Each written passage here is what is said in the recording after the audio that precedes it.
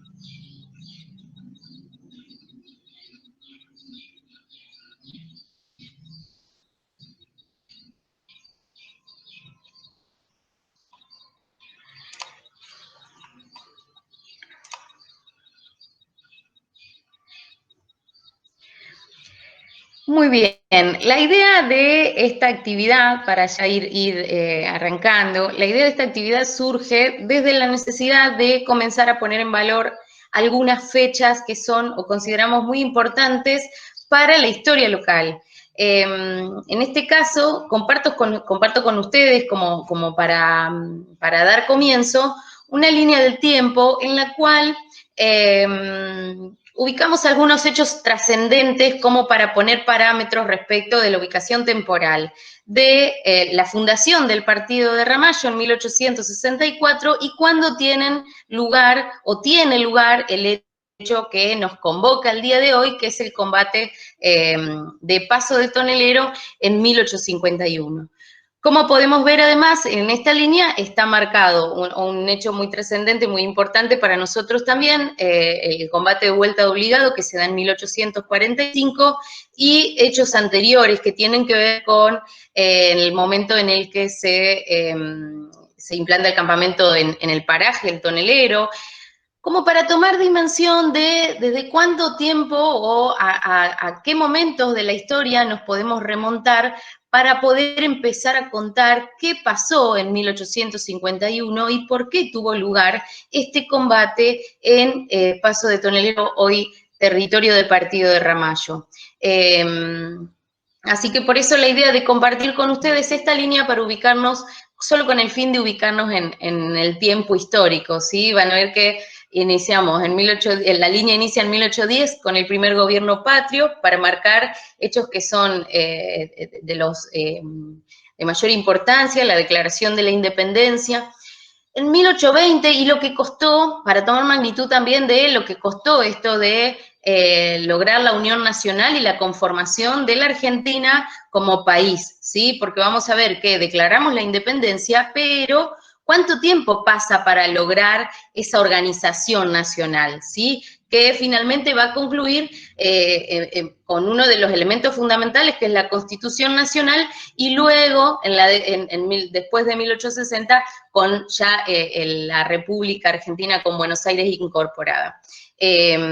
Y por supuesto, en los tiempos donde se funda el Partido de Ramallo, ya el país empezaba o transitaba ese periodo que nosotros conocemos como el periodo de formación nacional, ¿sí? Donde están teniendo génesis las instituciones más importantes de nuestro país, solamente con el fin de ubicarlos en el tiempo. Ahora los voy a dejar con la palabra de la profesora María Aurelia Constante de Benzi, quien se va a referir al hecho histórico y a los contextos, no solamente nacionales, sino también el contexto internacional. Los dejo con María Aurelia. Lugar en el llamado Paso del Tonelero, justamente acá en nuestro partido, de ahí la importancia de tenerlo en cuenta, y ocurrió justamente el 17 de diciembre de 1851. Este episodio fue protagonizado por un personaje de nuestra historia, que fue Lucio Norberto Mansilla, de la familia, perteneciente a la familia de Rosas, quien atacó una escuadra de barcos brasileños, parece que eran unos 7 barcos, que remontaban el río Paraná. Por supuesto que los remontaban con fines no solamente bélicos, sino de apoderarse de esa vía de comunicación que en esa época era fundamental, que eran los ríos.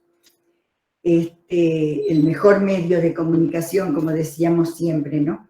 Bien, en este paso está justamente ahí mismo en la parte de tierra, hay un paraje que se denomina también el Tonelero.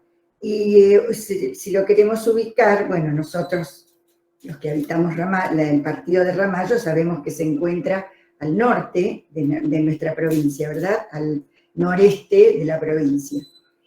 En estas circunstancias, como en otras de la historia, los brasileños no actuaron solos, actuaron con la colaboración de Inglaterra. Inglaterra en otras oportunidades había actuado, también con la ayuda no solamente de los armamentos, sino también de hombres. Y como una perlita, dicen que en esta oportunidad fue una de las primeras veces que se utilizó el barco a vapor. O sea que la superioridad de esta escuadra era notable. Bueno, de división brasileña, bueno, sería brasileña y británica. Si bien la parte británica podemos decir que no estuvo tan presente, ahora vamos a decir por qué, pero bueno, esta división tenía como objeto avanzar sobre el Paraná, que era también una demostración de poderío, y unirse a las tropas que ya había iniciado su formación el general Justo José de Urquiza, gobernador de Entre Ríos. También, porque estamos diciendo, el general Justo José de Urquiza estaba organizando ¿qué? Un ejército. Ese ejército se va a denominar con el tiempo el Ejército Grande. ¿Qué objetivo tenía este Ejército Grande? Y bueno, derrotar a Rosas.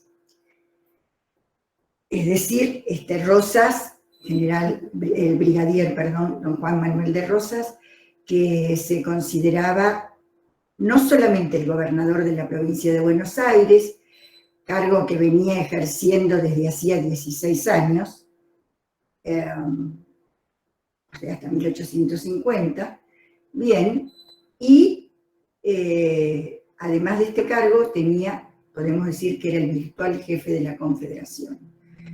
No nos llamábamos todavía República Argentina, ¿no? Era la Confederación Argentina, no teníamos organizado todavía el país, y bueno, no estaba organizado, digamos, constitucionalmente. No constituíamos todavía un Estado, éramos una nación, pero no un Estado. Y bueno, Rosas manejaba todo. ¿Y qué manejaba cuando decimos todo? Las relaciones exteriores, por eso esto lo hacía en que él era el jefe de la Confederación. Y bueno, ¿qué era esto de las relaciones exteriores?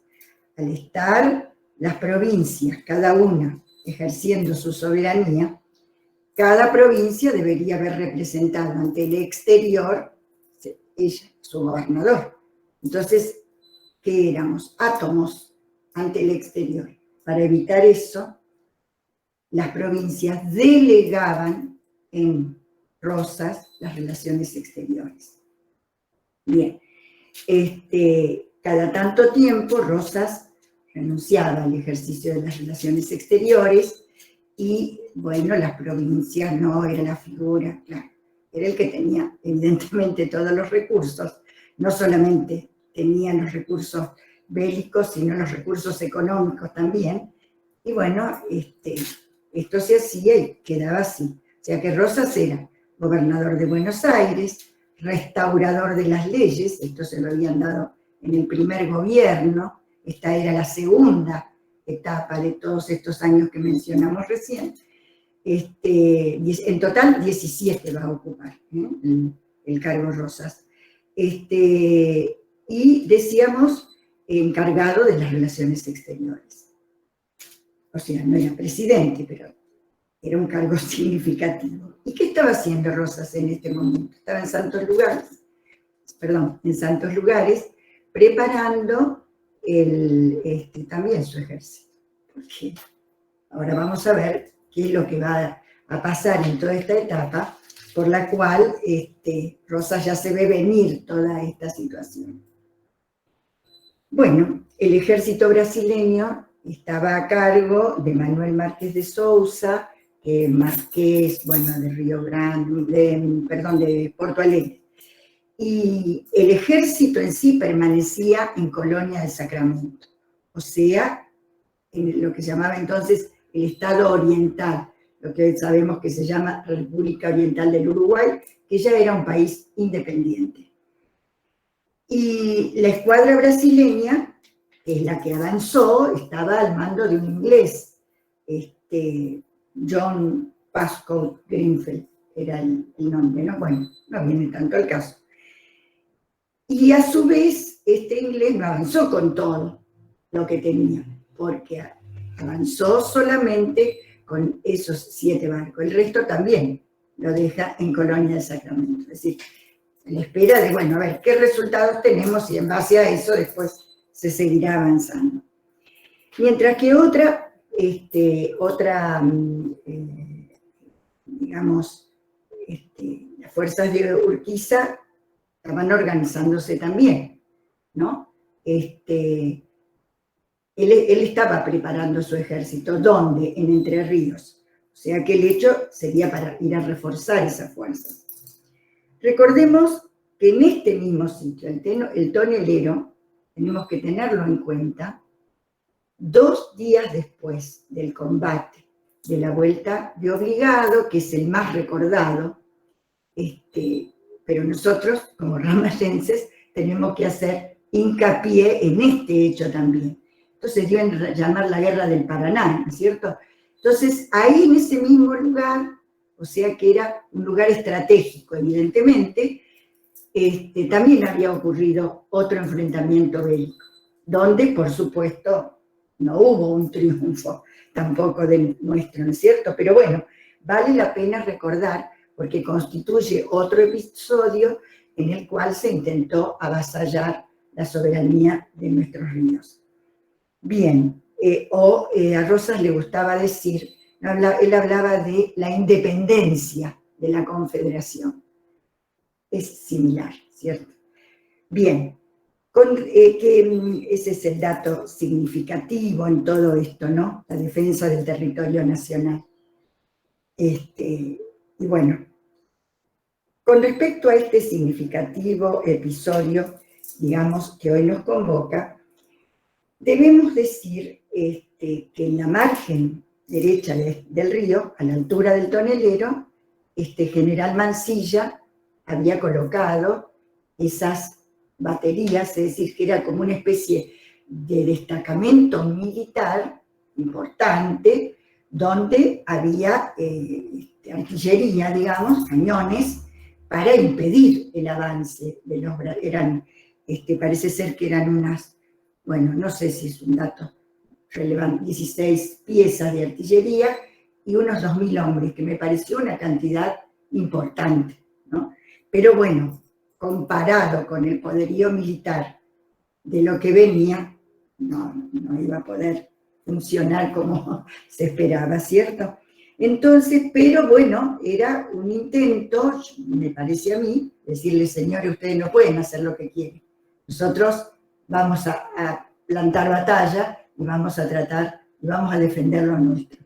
Así fue, pero la batalla duró unos 50 minutos, fue muy breve, hubo muertos, bueno, no digo la cantidad porque, bueno, no sería tanto, no vendría en esta circunstancia el caso, que sí los hubo, y las tropas brasileñas lograron forzar el paso y unirse a las tropas de Justo José de Urquiza, como dijimos, que se encontraba en Entre Ríos. Esta fuerza, este ejército grande, es el que después va a derrotar a Rosas al año siguiente, el 3 de febrero de 1852, en Caseros.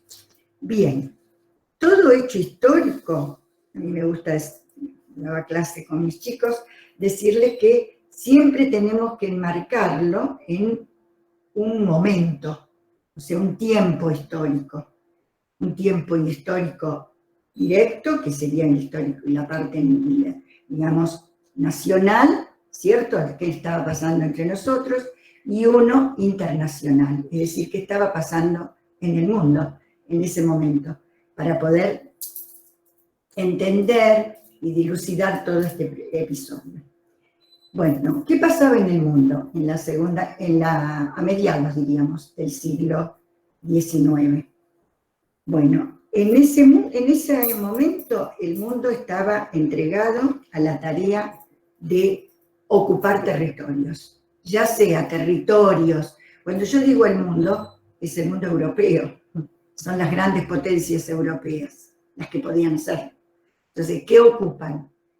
Bueno, ya se estaban avanzando en su transformación industrial. Iniciada la revolución industrial en sus orígenes en Gran Bretaña. Pero, digamos, ¿qué estaba pasando con los otros países? Los otros países también se unían a la ocupación de territorios.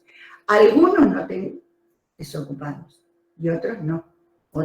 Algunos lograron dominarlos por la fuerza. Y otros, bueno, no estaban ocupados, entraron, se quedaron. Bueno, eso sería un aspecto a tener en cuenta en esta época.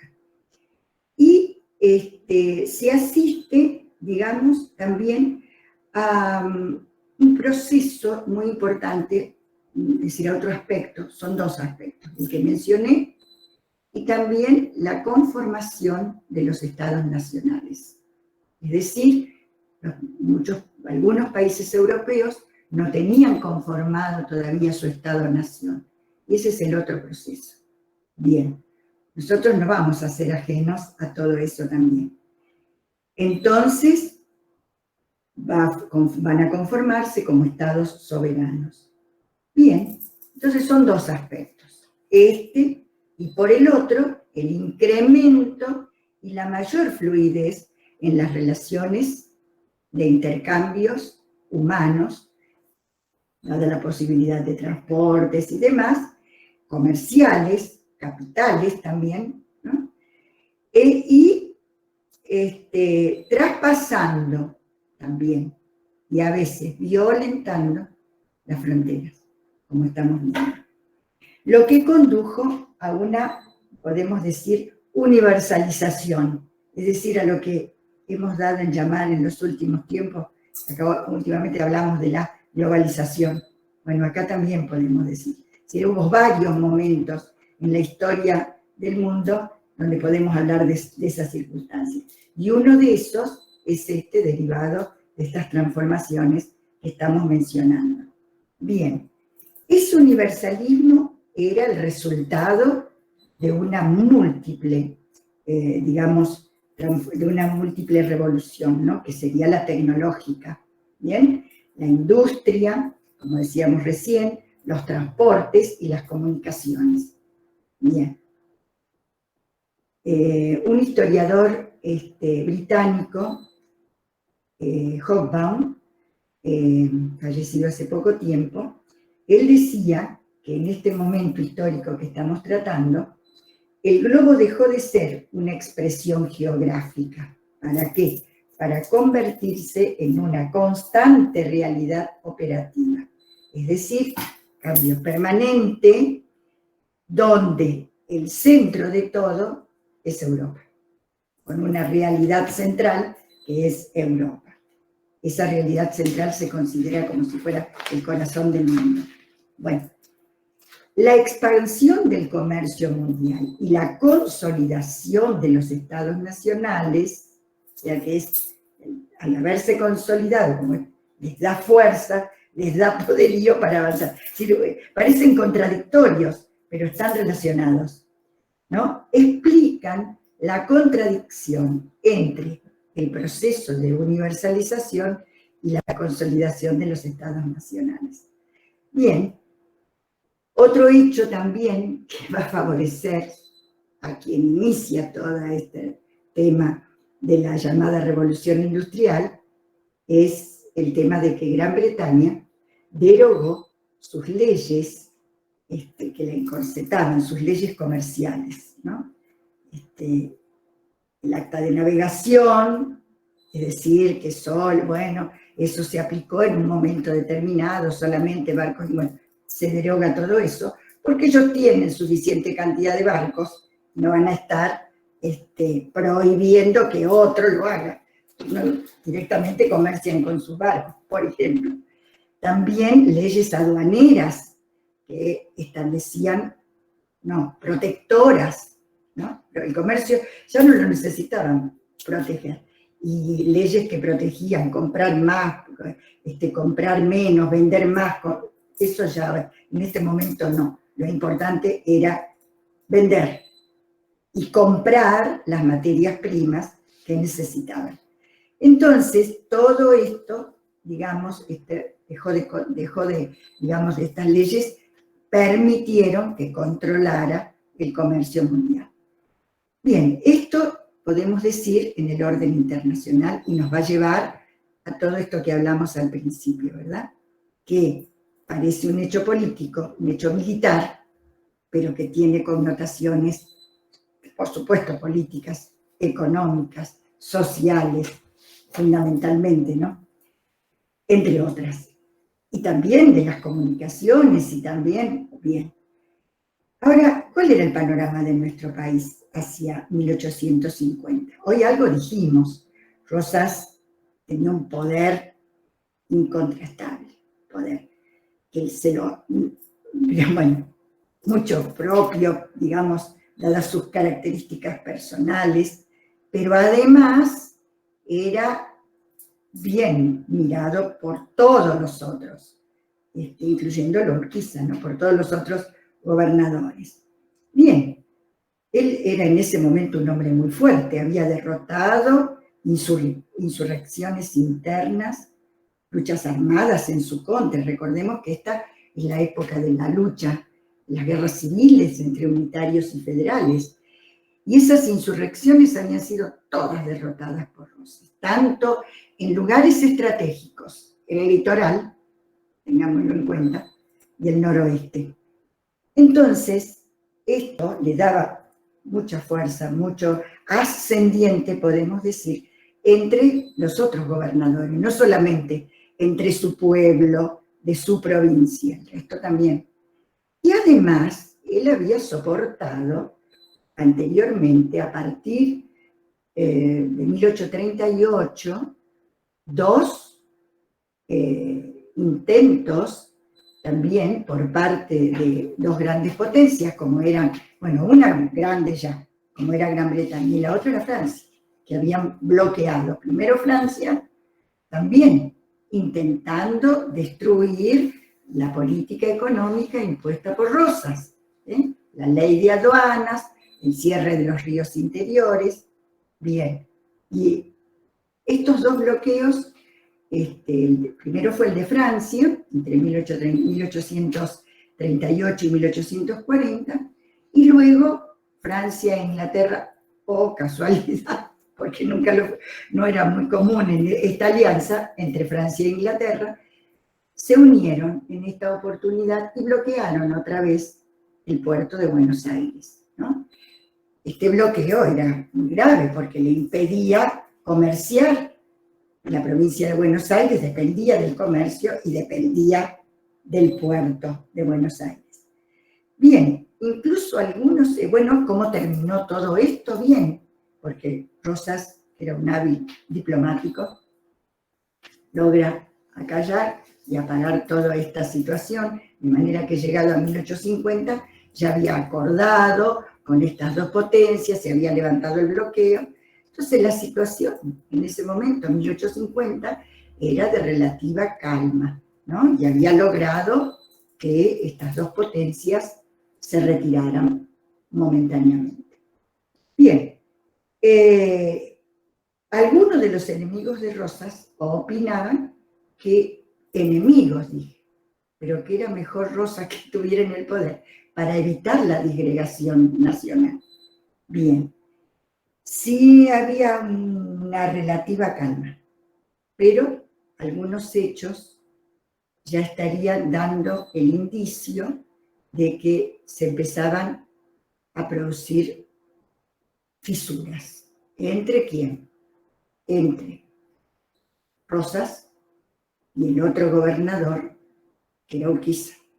¿Por qué con Urquiza? Porque Urquiza se veía afectado por la política económica de Rosas. No solamente Urquiza, también el litoral, es decir, Corrientes. Pero también se veía afectado Brasil y también se veía afectado Uruguay. Entonces, ahora vemos cómo se van a ir produciendo pequeñitas cosas que nos van a llevar al desenlace. Esas pequeñitas cosas son, en primer lugar, un tratado firmado por Urquiza, por Urquiza y el gobernador correntino Madariaga.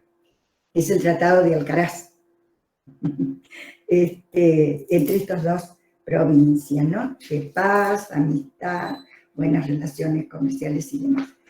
A Rosas esto no le gustó, no le pareció bien y consideró que este acuerdo era un acuerdo que no le venía bien a, digamos, sistema de la Confederación. Bien, como decíamos, esto nos va a llevar a que ya empiecen, digamos, los entredichos entre Rosas y Urquiza. Y otro elemento más son los mismos emigrados, es decir, aquellos que no estaban de acuerdo con la política de Rosas y que se van del país, entre los países que los adoptan, digamos, son los países limítrofes. Uno de esos es Uruguay, que insiste mucho ante cartas y encuentros, Urquiza, para que Urquiza lleve adelante, es decir, la persona que podría, dadas sus características, llevar adelante la lucha contra Rosas. Bien, es el año 1851, el año en que se va a producir todos estos acontecimientos que terminarán al año siguiente en Caseros, ¿cierto? Bueno, aparece en un periódico de Concepción del Uruguay llamado La Regeneración una nota donde dice que ha llegado, tipo editorial diríamos hoy, que ha llegado el momento que es oportuno para la organización nacional. Bien, no era la primera vez que le decían a Rosas esto. Mucho tiempo atrás, si recordamos un poquito, ya en época en que vivía Quiroga también, que él era más la persona indicada para hacer todo lo posible, para reunir el Congreso Constituyente y organizar definitivamente el Estado Nacional. Bien, esto no lo toma bien, esto llega a los oídos de Rosas y no lo toma bien. Le manda una nota a Urquiza y le dice que no permita que en su provincia aparezcan ese tipo de noticias, o ese tipo de comentarios, diríamos, mejor dicho. Entonces, Urquiza le responde que en su provincia existe la libertad de prensa y que no lo va a prohibir. Entonces, esta actitud, Rosa, por supuesto, le contesta que mal, ahí ya la fisura ya era bien presente. Y las provincias del interior, muchas, se unen a Rosas, es decir, que están de acuerdo con Rosas. ¿Qué viene después de todo esto ya directamente? El pronunciamiento de Urquiza. ¿En qué consiste el pronunciamiento de Urquiza? ¿Qué es pronunciarse? Es decir, es un documento, ¿no?, en el cual Urquiza se va a manifestar en contra de Rosas. ¿Cómo? Bueno, dijimos hoy que cada tanto tiempo Rosas renuncia a las relaciones exteriores. Y Urquiza le responde que a partir de ese momento las relaciones exteriores de su provincia las reasume la provincia de Entre Ríos. O sea, la provincia entera no lo puede hacer. ¿Quién la representa? El gobernador. Y hasta tanto se realice el Congreso General Constituyente, que tendrá a su cargo la elaboración y la aprobación de la Constitución Nacional. Muy bien. ¿Qué vemos en todo esto? Que, bueno, ya la guerra estaba declarada, evidentemente, ¿no? Y bueno, ¿qué hace? Por supuesto, ahora ya directamente Rosas desconoce totalmente la autoridad. ¿Y por qué desconoce? ¿Qué autoridad desconoce?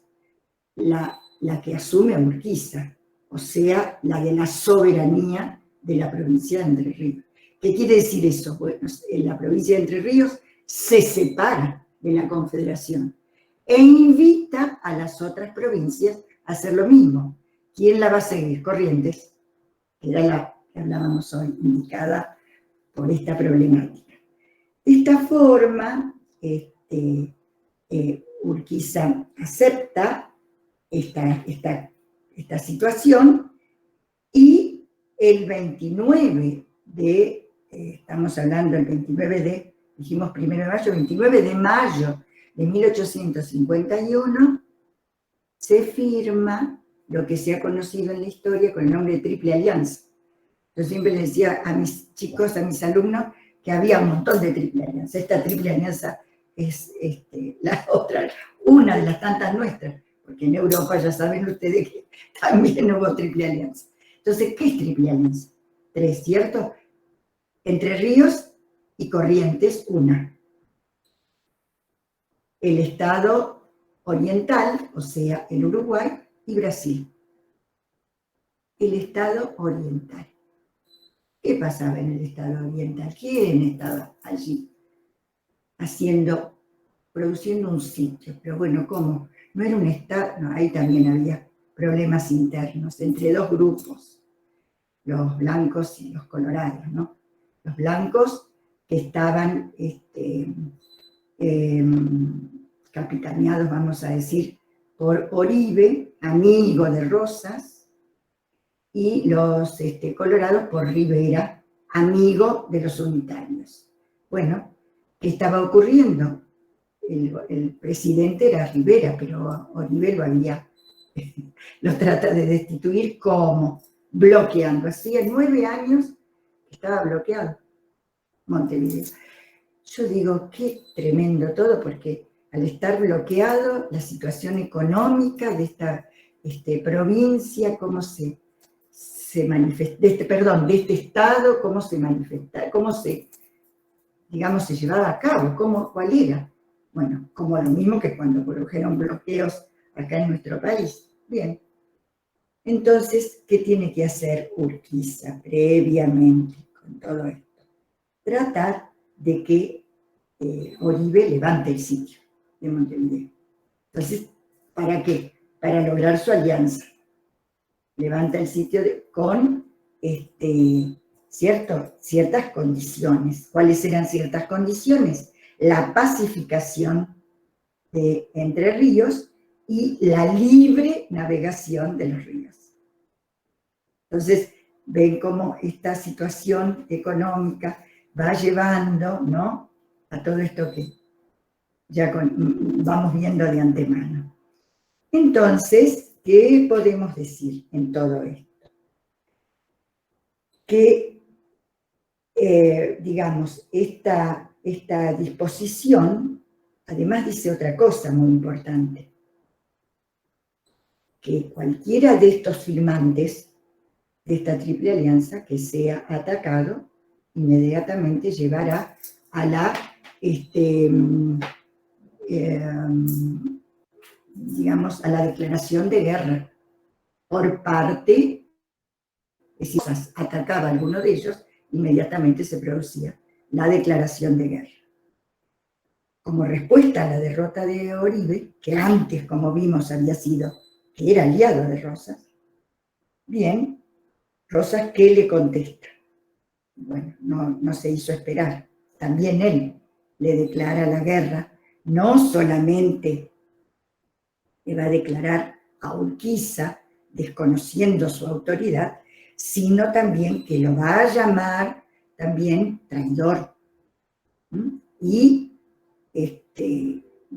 traidor significa una palabra muy grave, muy grave. Entonces, esta cosa de los vivas y los mueras, ¿no?, que hubo en todo este periodo también, ¿no? Entonces, fíjese, declara traidor, pero también le va a declarar la guerra ¿a quién? A Brasil.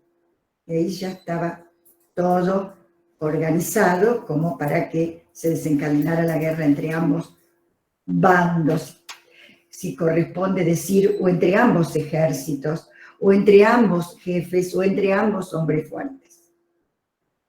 Esto de los vivas y los mueras, vale la pena recordarlo, ¿no?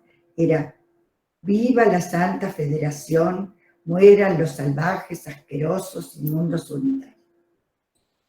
A partir de acá, hasta ese momento, Urquiza y Rosas eran amigos, pero a partir de acá es, viva la Santa Federación, muera el salvaje, inmundo, asqueroso, traidor, Urquiza, ¿no?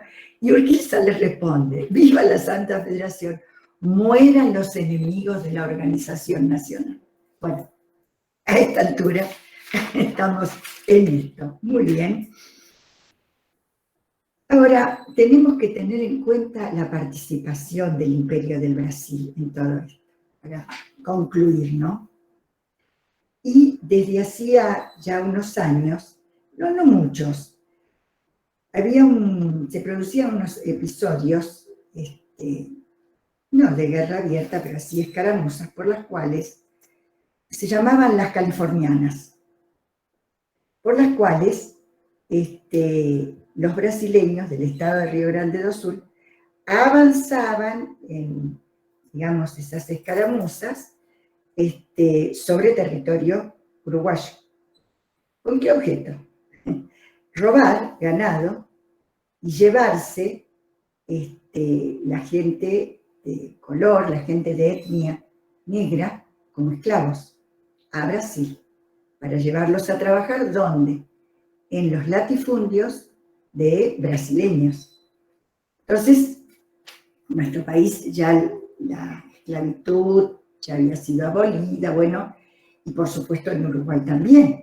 Entonces esto, bueno, Rosas, en esta oportunidad, claro, tenía que buscar la oportunidad para poder la guerra, ¿no? Es decir, el punto de todo esto.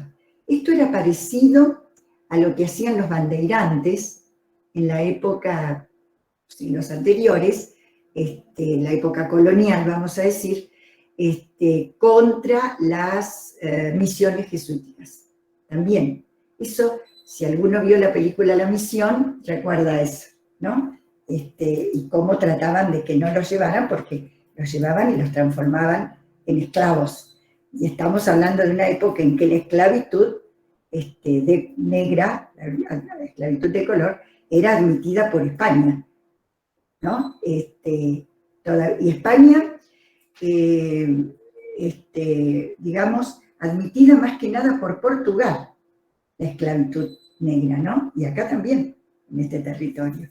Bien, entonces, ¿qué hace Rosas a principios de 1850? O sea, en medio de todo esto que hemos relatado anteriormente. Lo envía a Tomás Guido, un personaje interesante en su función de diplomático, recordamos su actuación junto a San Martín, que era considerado un ministro, un embajador con plenos poderes, como se llamaba en aquella época, plenipotenciario, para que llevara la voz de acá, de nuestro territorio, de Rosas, diciendo que terminaran de hacer este tipo de incursiones, podemos decir, en territorio oriental. A mí mucho no me gusta decir territorio oriental, pero era, o Estado oriental era la denominación de esa época.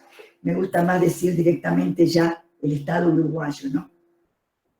Entonces, con este objetivo, estas relaciones tienen la idea de que terminen, ¿no? Que Rosas era inflexible ante esto. Se manifestó de una manera, digamos, muy fuerte, no así Tomás Guido, que era como más flexible, más laxa, y tratar de, bueno, no llegaron a un acuerdo. ¿Y cómo terminó todo esto? Rompiendo las relaciones y volviendo Tomás Guido a nuestro territorio sin haber logrado el propósito que era terminar con todo esto. Entonces, ¿qué pasaba acá con todo esto? Oye, este ruido. Se abría un nuevo frente. El frente con Brasil, el frente de guerra. Y a uno le llama la atención, porque siendo Rosas un buen negociador, ¿por qué se abre otro frente? ¿No? Es decir, bueno, sin embargo, así ocurrió. Él había cerrado otros conflictos, lo había logrado, bueno, cosas del destino que a lo mejor no tienen una explicación en un documento que podamos decir lo hizo, pues, pero bueno, te da para pensar. Bien, porque era un tema que no nos perjudicaba directamente a nosotros, sí a su aliado, eso sí podemos decir, pero que nos obligaba a enfrentarse con un país que tenía un muy buen ejército, que era mucho más rico que nosotros, bueno, y era un frente grave. Bueno, el enfrentamiento entre argentinos y brasileños era inevitable con todo esto. En agosto del 51, en 1800, Rosas le declara la guerra. Y bueno, esto condujo, bueno, para llevar a cabo lo que habían dicho en la Triple Alianza. Si uno era atacado, si había una declaración de guerra por parte, bueno, inmediatamente se ponía en marcha la Triple Alianza. Bueno, esto va a dar lugar a la conformación de estas circunstancias. Ya definitivamente el ejército estaba organizando Urquiza, ¿no? Que, como nos damos cuenta, no era el ejército entrerriano, uruguayos, emigrados, bien, ya de distinto tipo, logístico, bueno, sería muy largo de avanzar en todo esto, ¿verdad? Y en medio de todo esto, el tratar de evitar el avance por el Paraná de estas tropas brasileñas, como habíamos visto hoy, que nos llevaron a este desenlace del 17 de diciembre de 1851. Que de todas maneras lo consideramos como un hecho significativo en la defensa de nuestro de nuestras aguas, en las aguas del Paraná. Los ríos interiores, como dije hoy, eran muy significativos, y bueno, esto definitivamente va a terminar en la conformación de la lucha final entre Urquiza y Rosas en Caseros. Y vendrá una nueva etapa, que es la etapa de la organización nacional. Bueno.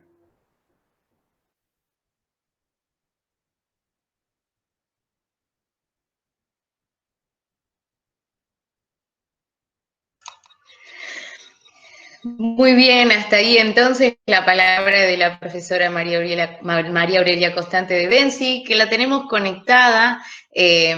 Ahora en un ratito vamos a intentar hacer un intercambio, vamos a habilitar los micrófonos por si alguien tiene una pregunta. Yo, en el afán de cumplir con lo que teníamos pautado, vamos a escuchar en momentos más la palabra de la museóloga Elsa Machado, que va a referir principalmente el contexto local en el cual tiene lugar este combate. Y reitero, insisto, en esta cuestión de la necesidad de poder comunicar el conocimiento histórico y de poner en valor la historia local y lo importante y lo estratégico que fue Ramallo dentro de la historia grande de nuestro país, como nos gusta decir. Agradeciendo nuevamente a todos los que están presentes, agradeciendo a Aurelia de corazón por su participación. Y bueno, y le damos continuidad a la charla. Vamos a escuchar ahora la palabra de la museóloga Elsa Machado. Luego de la locución de Elsa, vamos a tener unos minutos para compartir y para poder charlar entre nosotros, aprovechar este momento donde nos convoca la historia. Así que con alegría compartimos la palabra de la museóloga Elsa Machado. Conmemoramos en estos días, el día 17, un hecho muy sobresaliente del partido de Ramallo. Tenemos que remontarnos que acá, en la zona de lo que es hoy el cuartel quinto, donde se encuentra Tonelero, hasta lo que es la parte de Vuelta de Obligado, todos fueron lugares de acciones. Lo mismo desde Tonelero hasta Quebracho en la provincia de Santa Fe. Toda una zona muy agredida por potencias mundiales. Esto nos lleva a ubicarnos, en primer lugar, que en la zona de Tonelero se encontraba el campamento norte militar de don Juan Manuel de Rosas. Don Juan Manuel de Rosas recorre esta zona, hace una parada en la Posta de las Hermanas y se instala en San Nicolás para crear la comandancia. Y en la zona de Tonelero, el campamento militar, que se establece ahí por largo tiempo. Estamos hablando de la época, ya el segundo periodo de don Juan Manuel de Rosas.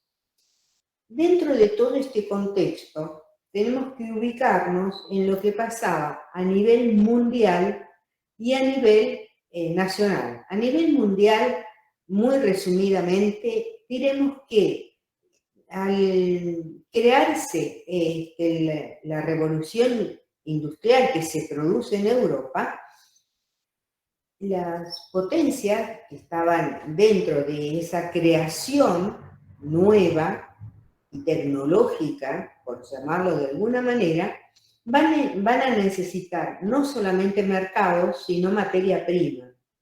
Ese era el interés que tenían las potencias para invadirnos, que era la creación de factorías, sobre todo comercializar con el cuero, que llevaban de acá y después lo volvían a vender. Eso por un lado. Ese es uno de los ejemplos que podemos dar. En esa época, la libre navegación de los ríos estaba únicamente dado si el gobernador del lugar autorizaba que se navegara. Los ríos eran internos, porque no es como ahora que se pueden navegar con todos los permisos lógicos, pero en ese momento no. O sea, era potestad del gobernador de autorizar o no. Esto nos va a llevar que después de Obligado, del combate de vuelta de Obligado, y que primero se da el 20 de noviembre, el primer combate, y el segundo, que muy poca gente menciona, historiadores, se produce en diciembre, se produce el segundo combate, más pequeño, y prácticamente una escaramuza. Y luego nos vamos a detener que acá en Tonelero se producen también combates que están rozando la escaramuza. Desde el punto de vista militar, hay una diferenciación dada entre lo que es combate, lo que es batalla, lo que es escaramuza. La parte militar del archivo histórico lo determina, del ejército me estoy refiriendo, determina que acá hubo escaramuzas y pequeños combates, pero nunca fue batalla. En enero de 1846 es el primer ataque en Tonelero. El segundo es en abril y el tercero es en junio de 1846, reitero, donde hay una serie de elementos que hacen que, aunque los argentinos hayamos estado en inferiores condiciones, no permiten el desembarco en ningún momento del ejército invasor, que era el anglo-francés, que siempre sufrían muchas averías. Y no podemos dejar de reconocer que el armamento que tenía el general Mansilla era quien estaba a las órdenes, el general Mansilla, que era el cuñado de Rosas, y un hombre muy importante desde el punto de vista militar, ya que había sido granadero de San Martín y había participado de todas las luchas de la independencia. Ahí se defiende toda la costa, de lo que hoy es Tonelero, Barrancas de Acevedo, y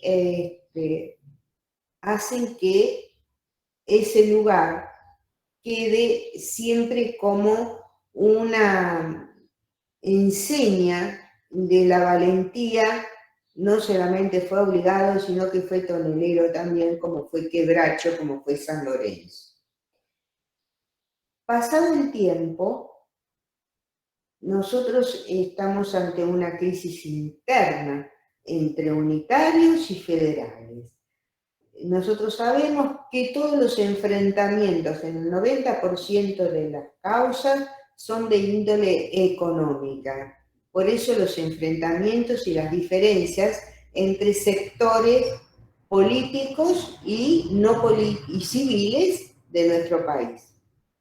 En Montevideo está el general Oribe, leal a Rosas, Urquiza, leal a Rosas en Entre Ríos, pero con una particularidad. Rosas le había dado el poder absoluto como general y comandante de la fuerza militar y reunió la mayor cantidad de armas, de balas y de hombres. Tal es así que llegó a tener 18.000 hombres a su mando. Producido esto, hay un conflicto que se da con el Imperio del Brasil.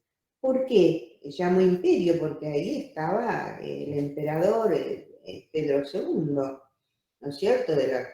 corona portuguesa.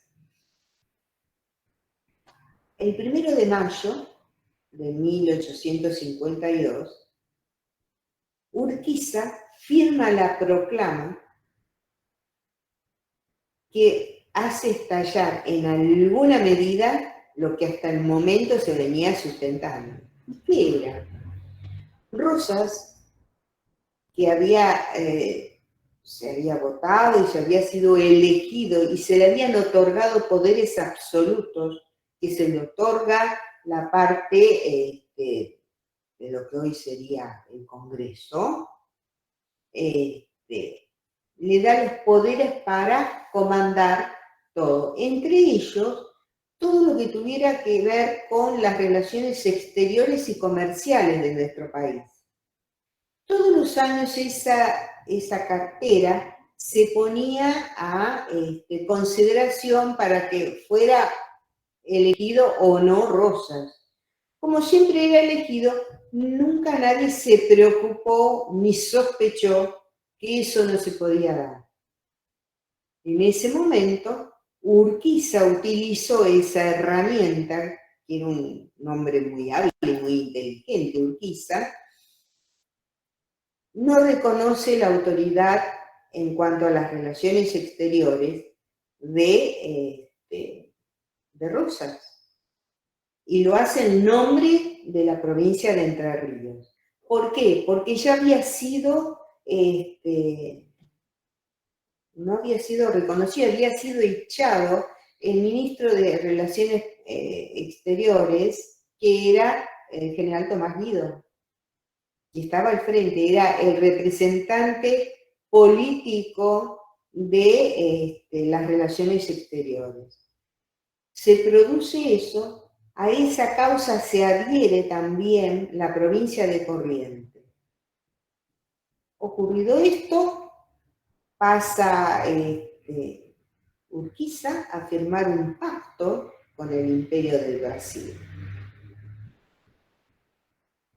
El Imperio del Brasil, interesado también por la parte comercial y otras situaciones, firma también el acuerdo, y se produce el avance por el río Paraná y parte del Uruguay para atacar toda esta zona que estaba resguardada por el general Lucio Norberto Mansilla. Se produce este desembarco, se produce este enfrentamiento, navegan, se produce el enfrentamiento.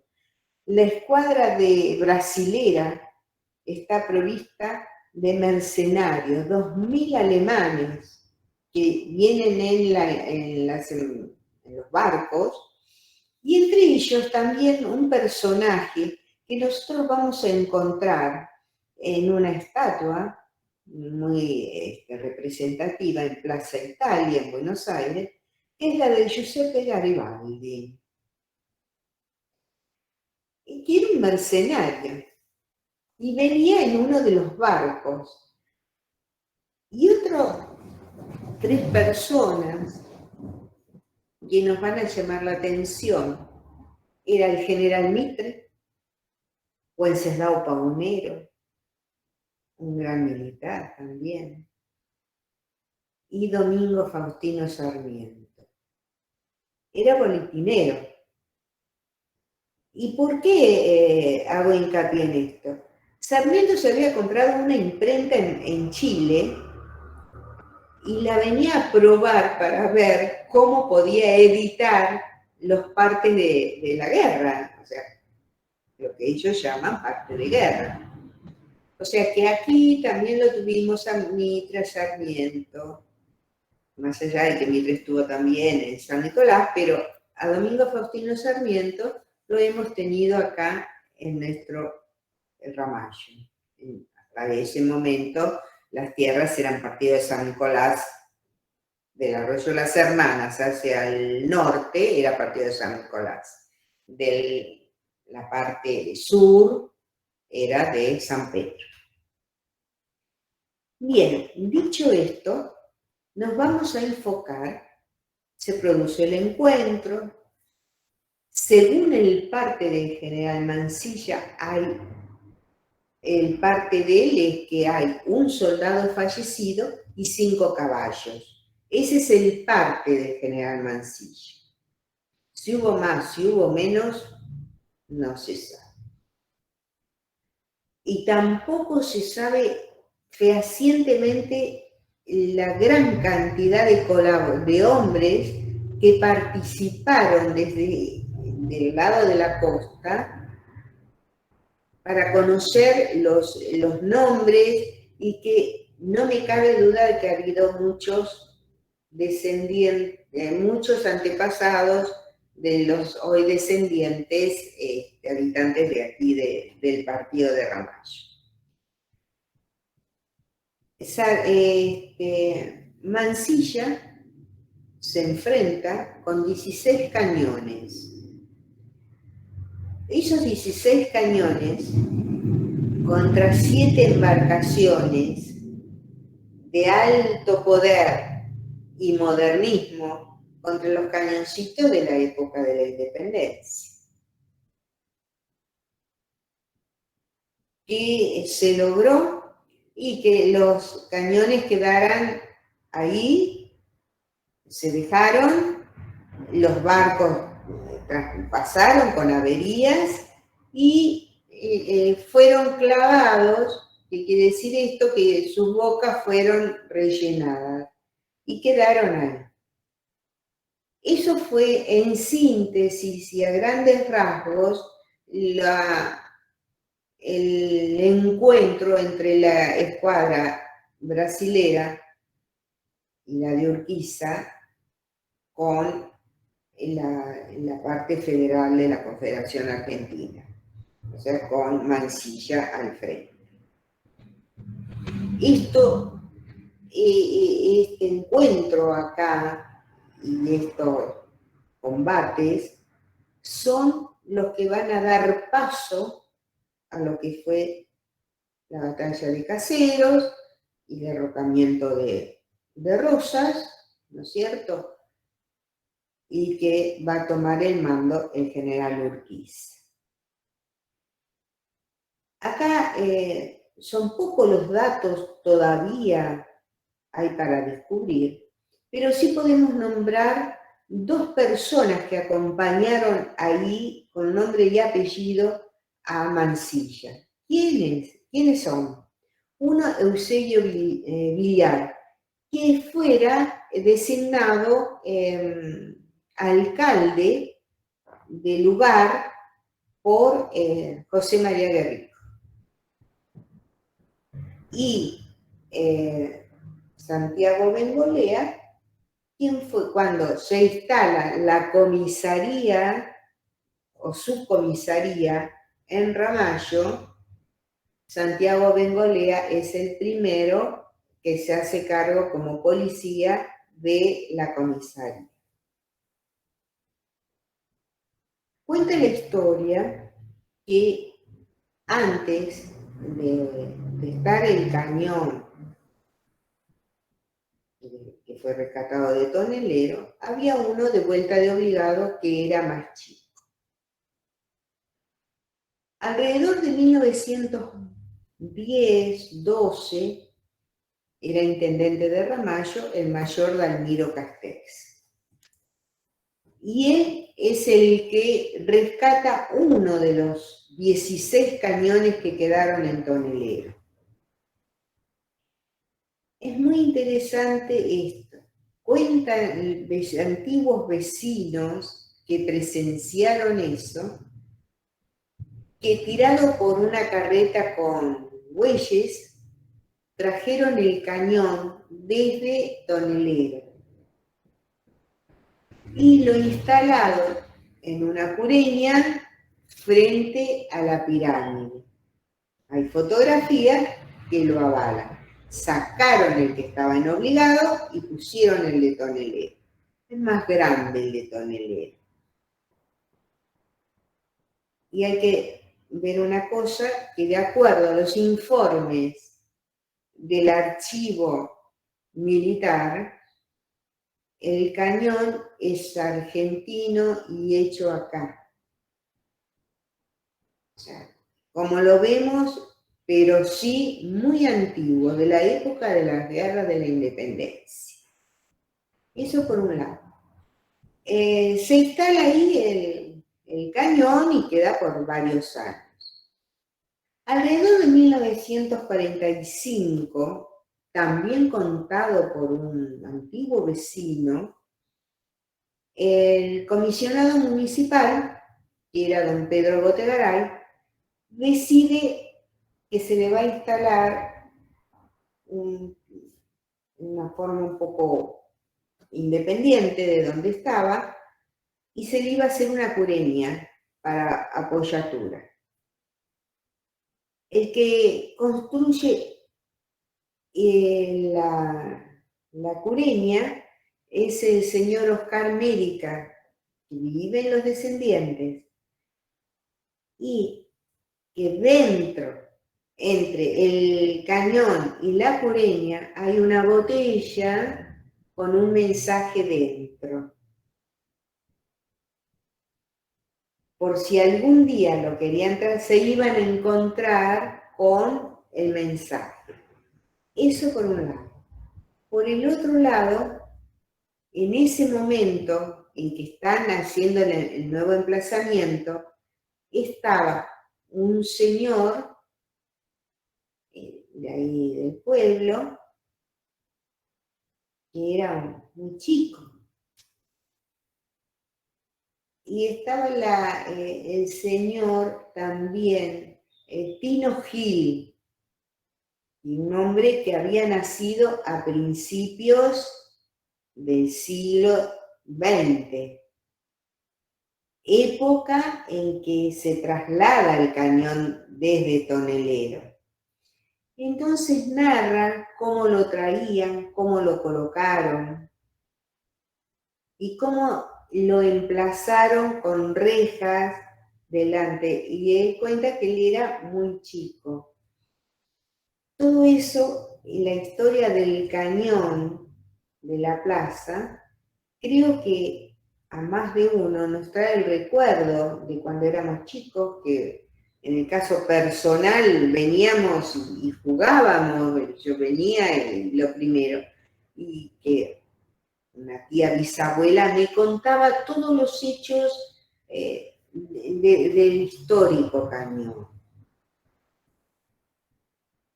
El cañón está en una ubicación que mira el río como que siempre nos estuviera defendiendo.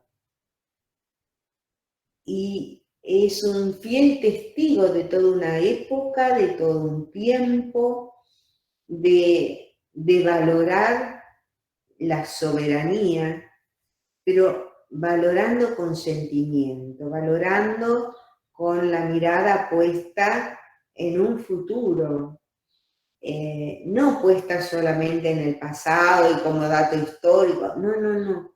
Eso tiene que ser para reflexión y tiene que ser para que enfoquemos realmente el verdadero sentido de patria.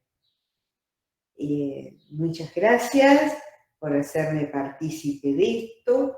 Espero que estas sencillas palabras sean de utilidad y den conocimiento un poco más. Gracias.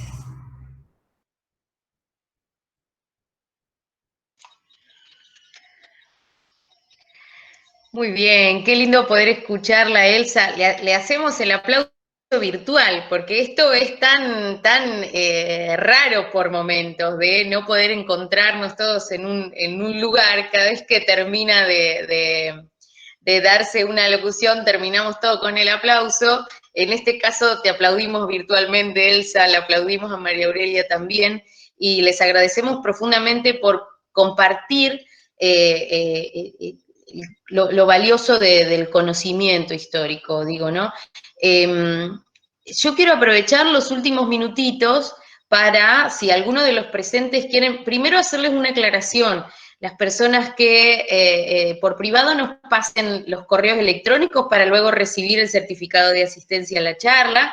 y aprovechar unos minutitos, ya que estamos así, y yo estoy hablando sola desde el principio, la escuchamos a María Aurelia, la escuchamos a Elsa, cuántas cosas importantes y con cuánto detalle nos han contado este suceso o este momento de la historia que conforma parte de nuestra identidad como ramayenses, ¿sí? Bien dijo Elsa, hasta no cabe duda que antepasados de nuestros vecinos han participado de toda esta gesta.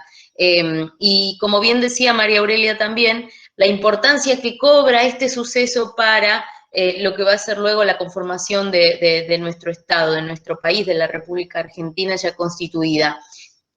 Les habilitamos los micrófonos si quieren hacer alguna pregunta, alguna intervención o algún comentario a modo de intercambio.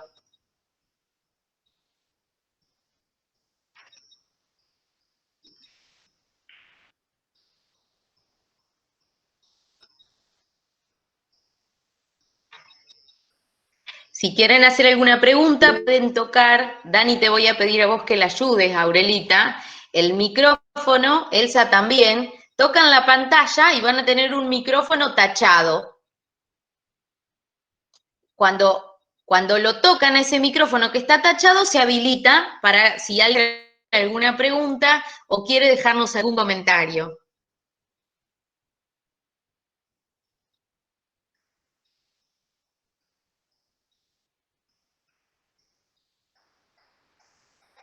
¿Pueden? Lo veo a Jorge Cicalé, que está conectado desde temprano, fue uno de los primeros en llegar. Hace unos días pasó, de paso aprovecho, mientras habilitan sus micrófonos, de paso aprovecho a comentarles que por las circunstancias de pandemia aún no estamos habilitados para recibir visitas en el museo, pero ya estamos pronto a hacerlo, luego de que se den algunas cuestiones administrativas y podamos aprobar o habilitar el protocolo que corresponde. Vamos a reanudar, si Dios quiere, pronto las visitas al museo para que lo puedan disfrutar, tanto los vecinos como aquellas personas que nos visitan de la región o de otros lugares. ¿Sí? Los invito nuevamente a que habiliten sus micrófonos si alguien quiere decir algo, compartir algún comentario o hacer alguna consulta o pregunta, estamos a disposición.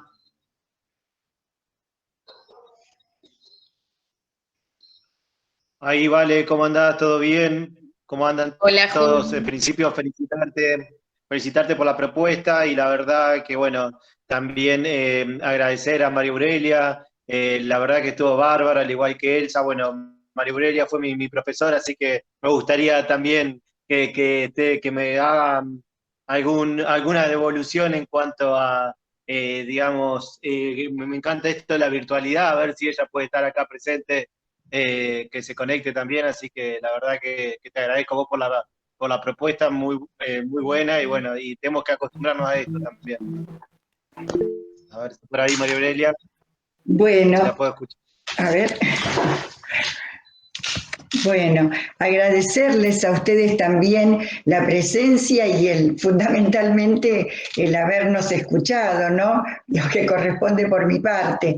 Pero qué lindo, porque hay acá no solamente vos, está Sandra, que también fue mi alumna, la amiga Valeria. Bueno, es muy lindo. Si no hubiera sido por la ayuda de Valeria y de Danielita Ortiz, que también fueron mis alumnas, yo no podría hacer esto porque, bueno, yo soy de otra época, soy de la época del libro y de la expresión cara a cara, pero reconozco que de esta manera, en este tiempo sobre todo, nos podemos comunicar tan bien, y les digo que voy a hacer lo posible por aprender por mi parte, a manejarme con estos, como les decía yo a los chicos con el tema del celular. Esos adminículos, terminen con eso. Bueno, no, reconozco lo importante que son. No, quería decirles algo con respecto a toda esta zona, ¿no? Ramallo, San Nicolás, qué importantes que han sido en todo lo que es la historia argentina, y bueno, con este tema también de la organización nacional. Recordemos que justamente en San Nicolás, en la Casa del Acuerdo, se van a dar los inicios de la organización justamente con el acuerdo, es decir, acordar, tratar de llegar a la tan ansiada unidad nacional que nos va a permitir conformarnos también a nosotros como Estado-Nación. No, nada más que esto, chicos, pero muy agradecido, muy lindo lo que dijo Elsa, hermoso, porque ella tiene mucho conocimiento de lo local, muy interesante. Y gracias, chicos, por este momento, porque es muy lindo, me hace sentir muy bien. A mí lo que más me gusta es dar clase. Yo me miraba, porque la verdad que nunca me había mirado, y digo, bien, bien, maestra soy, y repetía como todos los docentes. Pero bueno, salió tal cual el aula también, porque todos, o por lo menos lo que hemos compartido con vos, nuestro trayecto de formación docente, es infaltable el cuadernillo, con tu cuadernillo con todos tus apuntes. Por ahí estaba conectada también Andrea Natalini, que si se acuerdan. No, sí, ahora que me decís, la vi, son mis alumnos queridos, qué lindo, qué bueno. Bueno, muchas gracias, chicos. No sé si quieren preguntar algo, bueno, encantada. Valeria, soy Sandra, obviamente. ¿Me escuchás? Sí. Bueno, sí, mira, sí, se escucha. Un placer inmenso este espacio, una alegría infinita reencontrarme con María Aurelia, una de mis profesoras preferidas, si no la preferida, no solo por la formación académica, lo que uno aprendía con María Aurelia, sino por la calidad de persona y de ser humano. Creo que la llevo en mi corazón profundamente. Debo decir que sigue siendo la misma docente que acá en aquellos tiempos, cuando ella nos enseñaba y era profesora mía. Agradecer, porque siempre fue un referente en mi carrera, María Aurelia, ha sido eso, un referente inmenso en mi carrera, ahora ya retirada, ya me fui como inspectora general de educación, pero bueno, un placer inmenso escucharte, un cariño inmenso, María Aurelia, inmenso. Agradecerte a vos, Valeria, por el espacio, fue muy interesante, y mandarle un abrazo fraterno a mi amiga del alma. Acá no puedo ser imparcial, Valeria, porque viste, yo a Elsa, somos íntimas amigas con Elsa, entonces no puedo ser objetiva, pero viste nos pasa a todos. Elsa tiene esa manera de narrar la historia como un cuento, y llega al corazón de los alumnos y a nosotros que...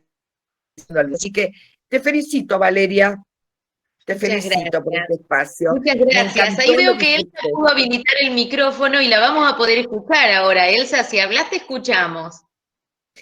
Sí, yo agradecer a todos, realmente, mandarle un abrazo muy grande a María Aurelia, compañera de años de viajes en el colectivo.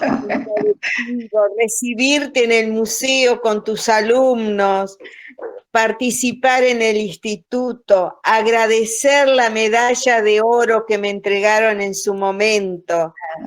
O sea, tantos recuerdos, o sea que esto de la virtualidad en estos momentos creo que sirve para poner en valor todos aquellos hechos que nos han precedido.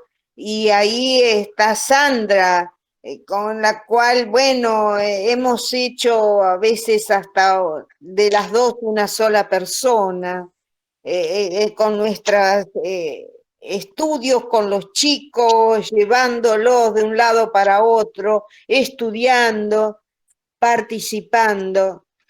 Tantas anécdotas, Elsa, tantas anécdotas en ese museo. Tenemos que escribir un libro. Escribamos un libro y Valeria nos explica con las anécdotas del trabajo en el museo, tantos años. Tantos años, tantos años. Y agradecer a Valeria de habernos convocado.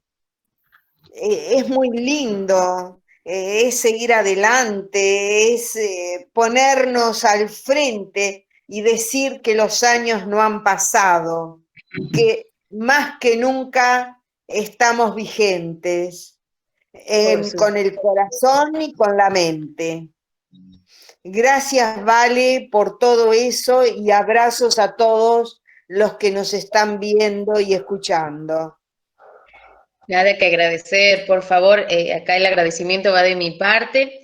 Y me pasaba esto, hace poquito que pude empezar a trabajar desde el museo, bueno, Elsa siempre acompañando desde el segundo cero, respaldando cada momentito.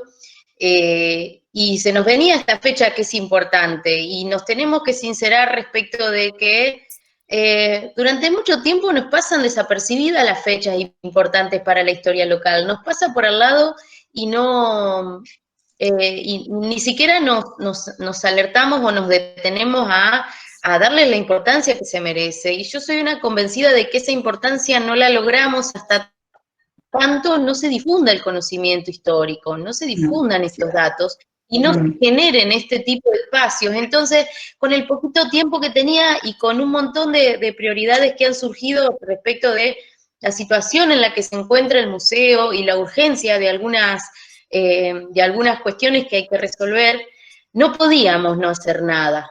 No podía no hacer nada.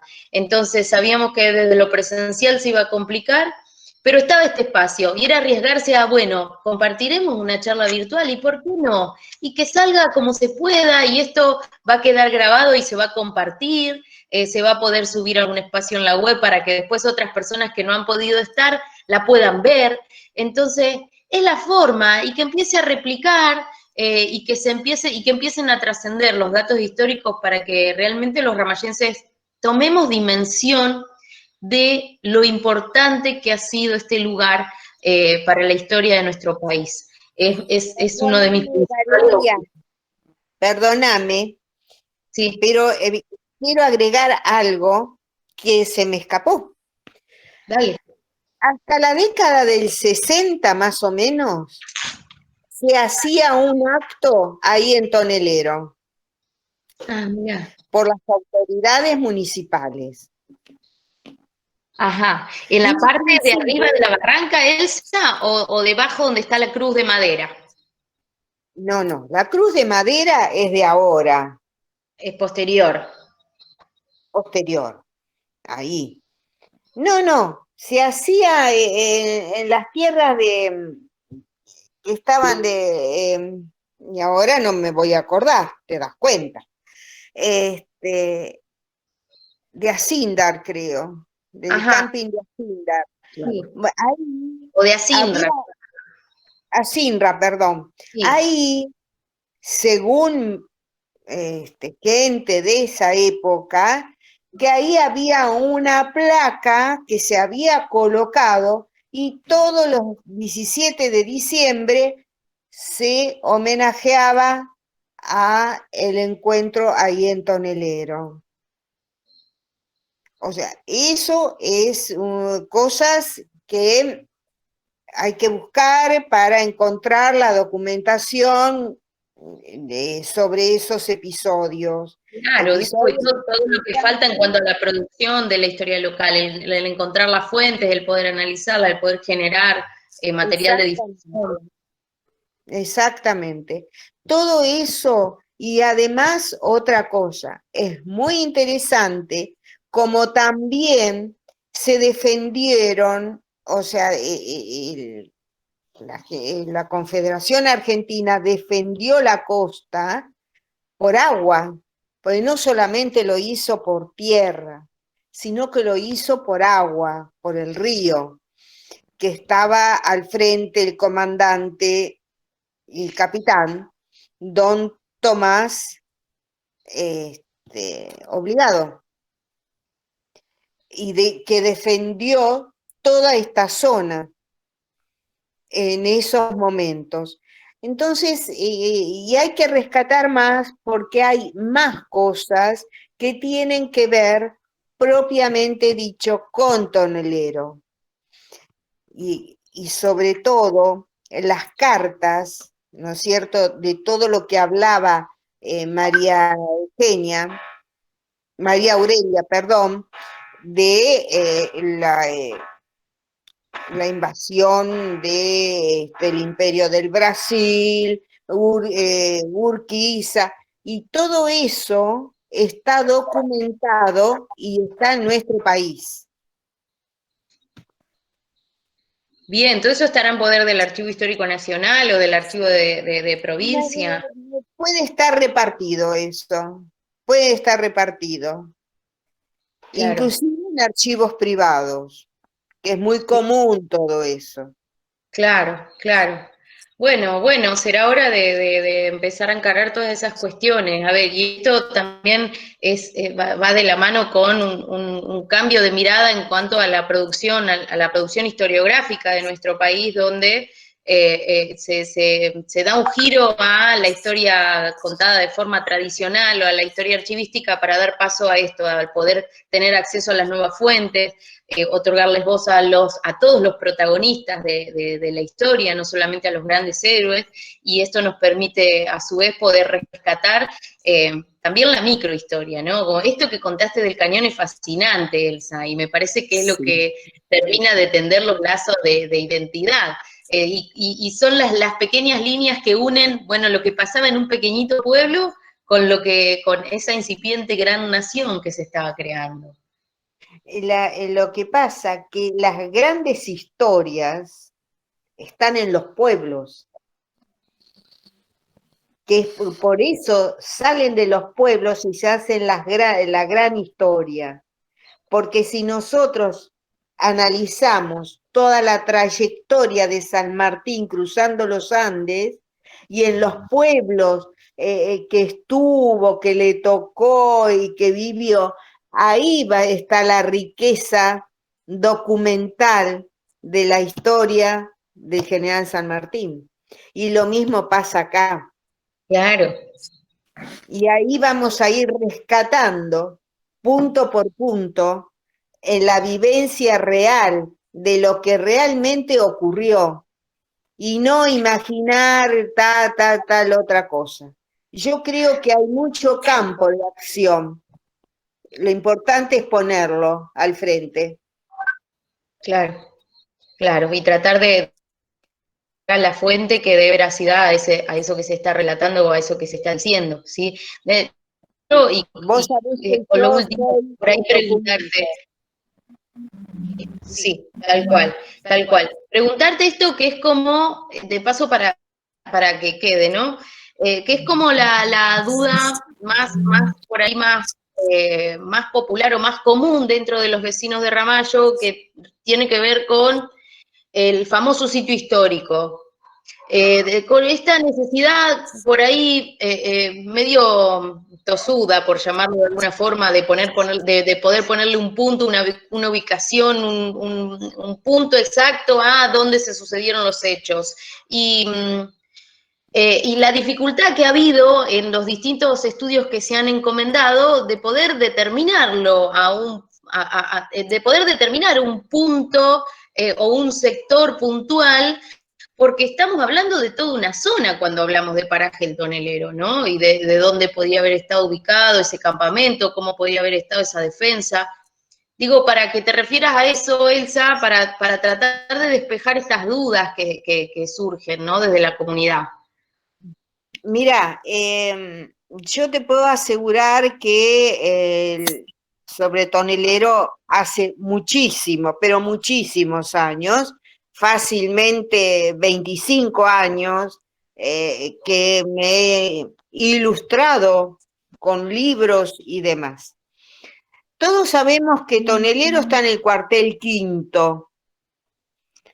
Al estar en el cuartel quinto, nos estamos ubicando justo en el límite con San Nicolás. Todo ese territorio que hoy hablamos y que yo expliqué que llegaba hasta el arroyo Las Hermanas, era partido de San Nicolás. Por un lado son deducciones mías. En Rosas instala la comandancia en San Nicolás. En 1838 instala el campamento ahí en la parte norte de Tonelero, pero el lugar exacto hasta hoy no lo tengo. Y voy a explicar esto.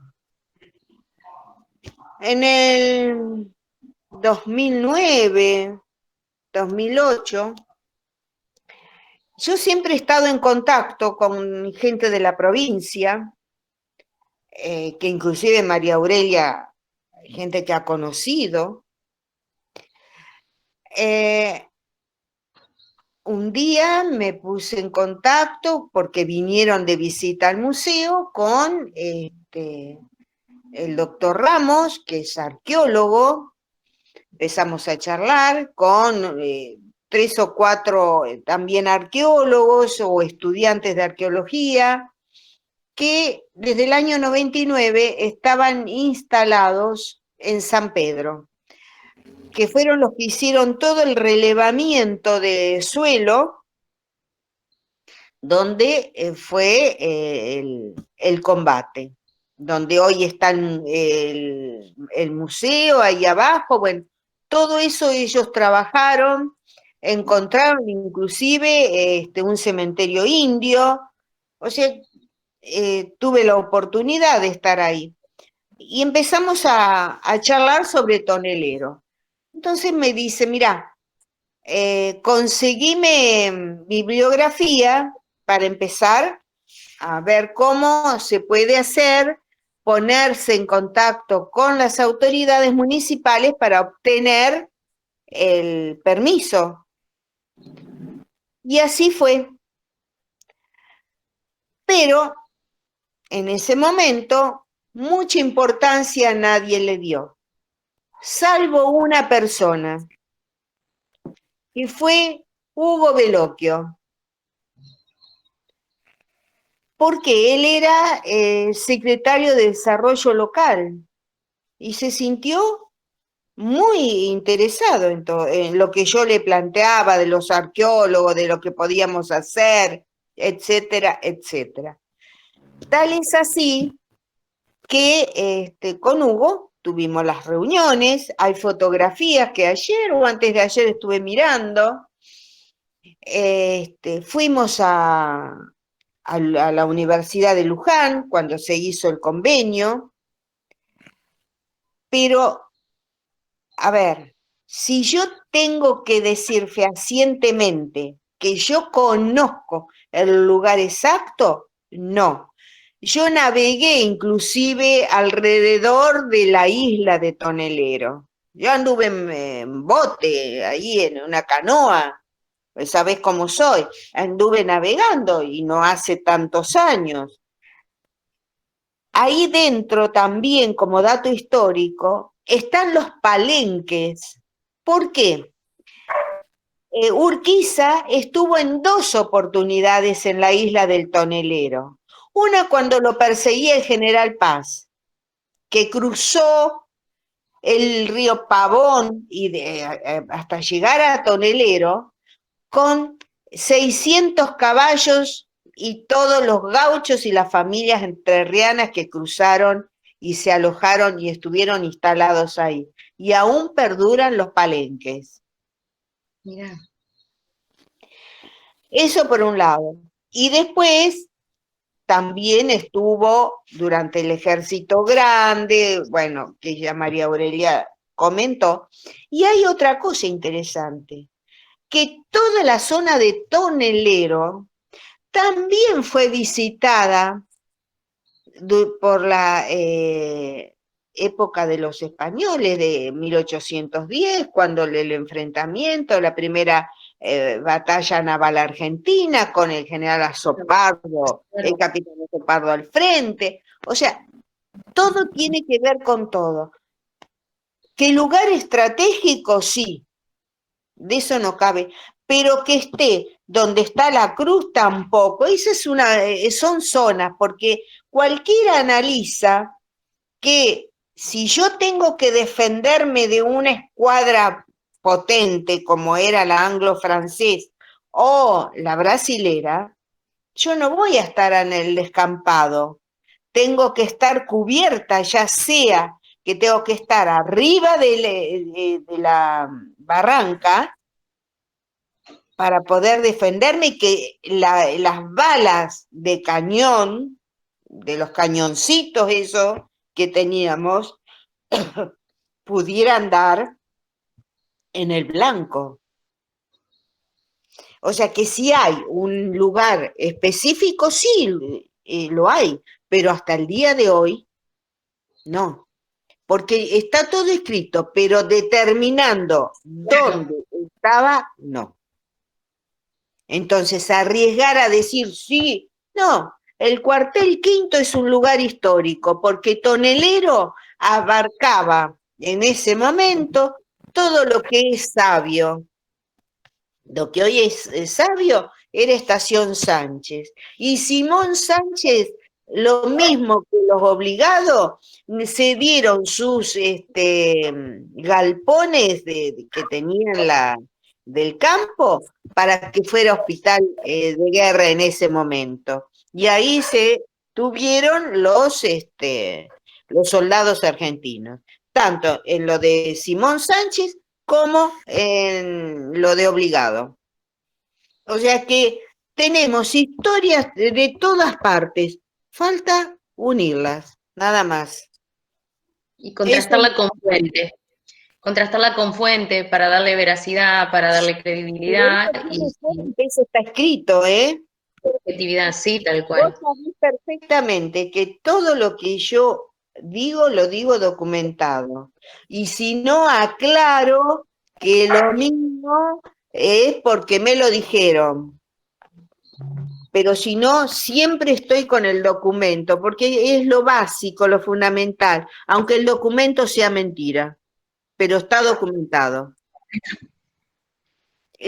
Para mí esa es la forma de poder tener el conocimiento real.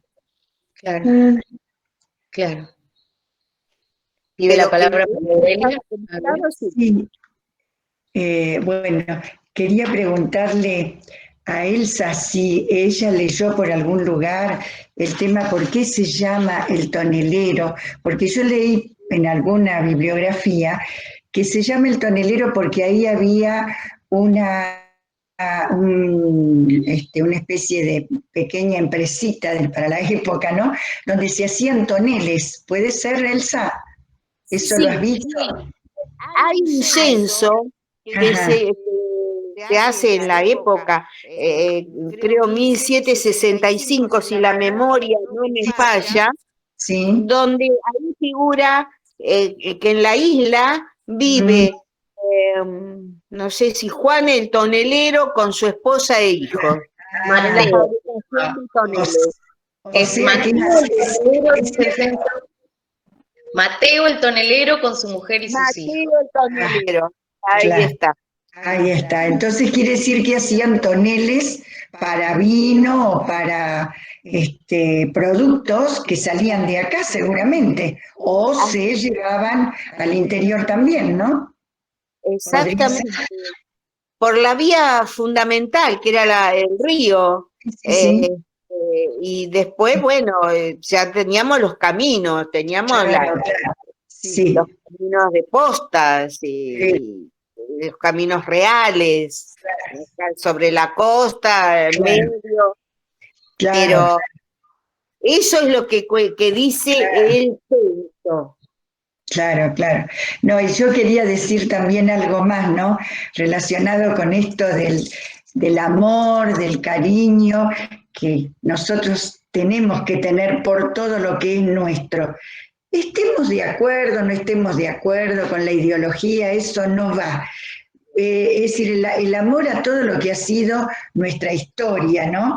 Entonces, porque yo digo siempre, la base del amor está en el conocimiento. Es decir, si uno no conoce, no ama.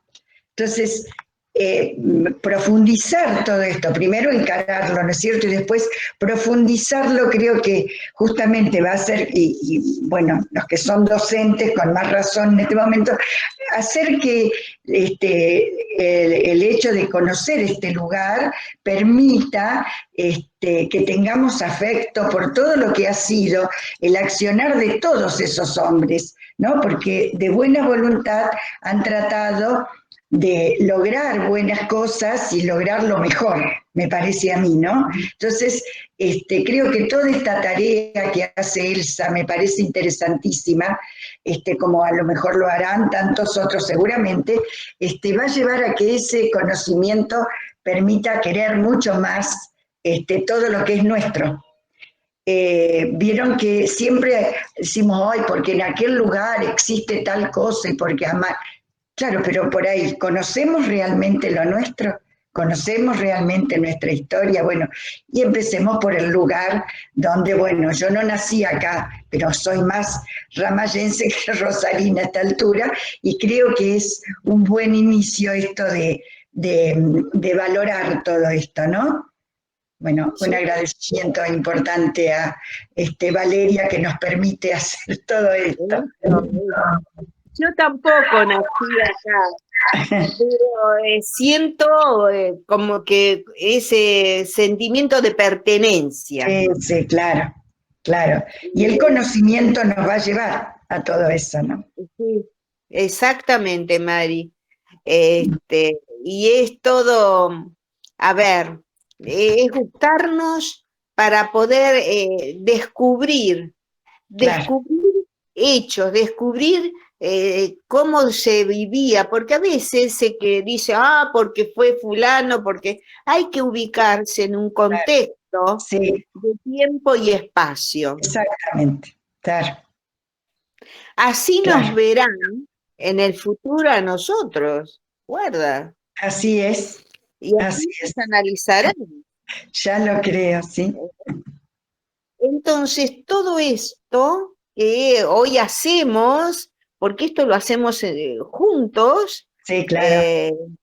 es poner en valor lo que es Ramallo. Claro, claro.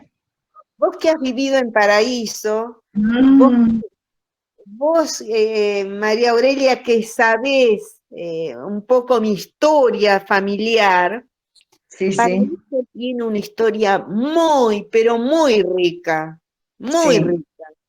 sí, sí. Y que también tuvo su importancia en toda la zona costera de la Guerra del Paraná, Claro. de la época de las guerras de la independencia. Ujú, ujú. Y entonces, bueno, ¿por qué no hacer de esto algo realmente cultural para nosotros y para el que viene? Claro. Lo importante que fue, por ejemplo, puerto obligado Claro. para el comercio. Hasta bien entrado el siglo XX, Puerto Obligado era un puerto de aguas profundas muy bueno. Pero bueno, después cambió porque pasó a tener mucha importancia el puerto de Buenos Aires Claro. y con una población muy, muy importante que ya prácticamente no hay, ¿no? Salvo algo relacionado con el turismo posiblemente, ¿verdad? Claro, ahí al frente de ese puerto estaba Filiberto de Oliveira César. Claro, claro.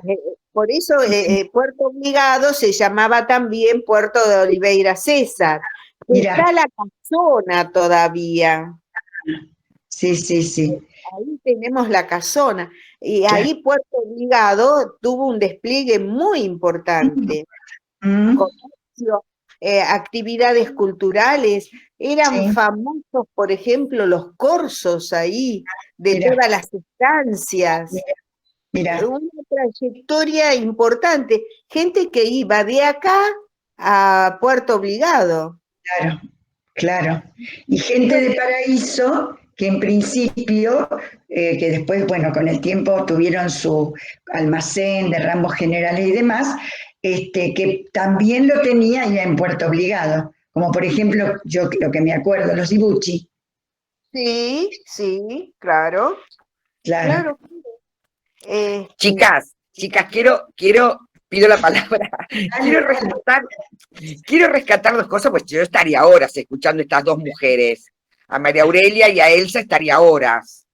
Ya con Elsa, bueno, ya hablamos mucho, pero placer verlas a las dos y charlar de esto. Dos cosas quiero sumar o aportar. Una, no todo lo pasado fue malo o no todo lo pasado fue lo mejor, pero yo creo que hay que retomar cosas interesantes que han hecho a la historia de Ramallo, y yo sigo insistiendo, y acá me sale el guardapolvo blanco y la educadora de adentro, yo creo que nosotros tenemos que acercar a las nuevas generaciones, a los pibes de la escuela, a esta parte de la historia, a nuestro Pago Chico, y yo recuerdo esos proyectos inmensos que tenía Elsa y que yo me prendía como loca, y que andábamos con los chicos arriba de un colectivo y que teníamos las 3 etapas de traer primero la charla en la plaza, no, la escuela, después la charla en la plaza y luego la visita al museo. Digo, yo creo que tenemos que ir por ese lado, ir al rescate de la memoria colectiva como pueblo ramayense. Yo sí soy nacida en Ramallo, como Valeria, creo. Y bueno, eso. Y hacerlo a través de la curiosidad. La curiosidad es la madre del aprendizaje, lo saben ustedes, chicas, lo sé yo con 30 y pico años como educadora. La curiosidad. Y esta cosa de desmistificar a nuestros próceres, sacarlos del libro, bajarlos de un ondazo al libro y hacerlos de carne y hueso, para que el pibe aprenda que eran seres humanos como nosotros, pero con otros ideales tal vez, e ir por ese camino. En mi humilde aporte, desmitifiquemos y vayamos, creo, insisto, reitero y me voy a morir plantada en esto, creo que el semillero está por ir con la historia a la escuela, en ir a la fuente, ir a los chicos, trabajar con fuentes primarias, fuentes secundarias, pero trabajar. Y lo último que digo, y ya me despido, Valeria, lo hago públicamente porque esto va a quedar grabado. Una de las cosas locas que se me había propuesto en mi vida con Libélula era la noche del museo, la hicimos. Hay opiniones diversas respecto de que un museo tiene que ser un claustro, y yo creo que el museo respira, late, tiene pulsiones el museo, y abrir el museo, como lo hicimos el año pasado en la noche del museo, fue una experiencia maravillosa donde hubo danza, teatro, fotografía, canciones y demás, con un museo lleno. Digo, cuando esta pandemia pase, si Dios quiere, me pongo a disposición con Libélula, Movimiento Literario, y con el grupo de arte con el que venimos trabajando hace tanto tiempo, para jugarnos de nuevo con una noche en el museo a puertas abiertas. Que anécdota, la gente llegaba a la mitad de la plaza con las reposeras, a sentarse a ver. Entonces digo, bueno. De una repercusión sin igual respecto de la calidad de las presentaciones, de la calidad de cada uno de los momentos que se preparó desde esta noche, desde ya. Me lo han preguntado varias veces en hicimos algunos reportajes de radio, y desde ya, ¿sabes por qué, Sandra?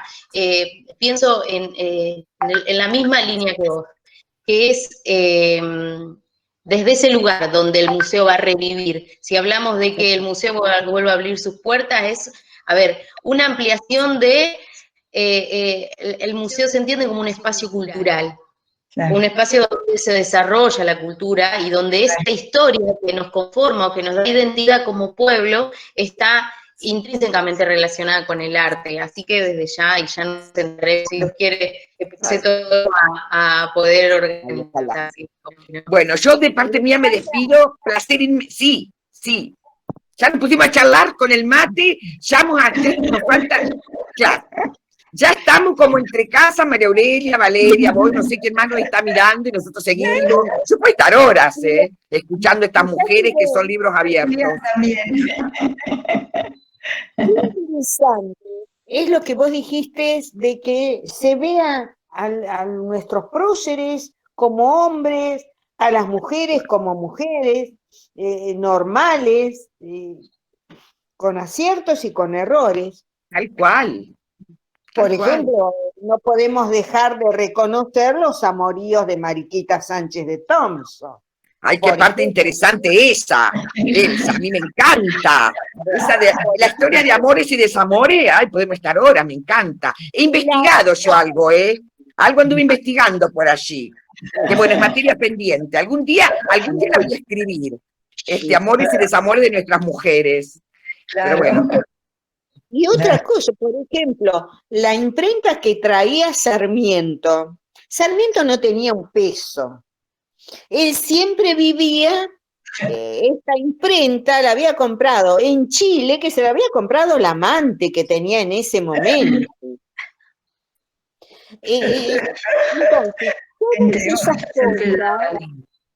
que pueden ser gracioso o no, o tomarse, tienen que servir para que no veamos.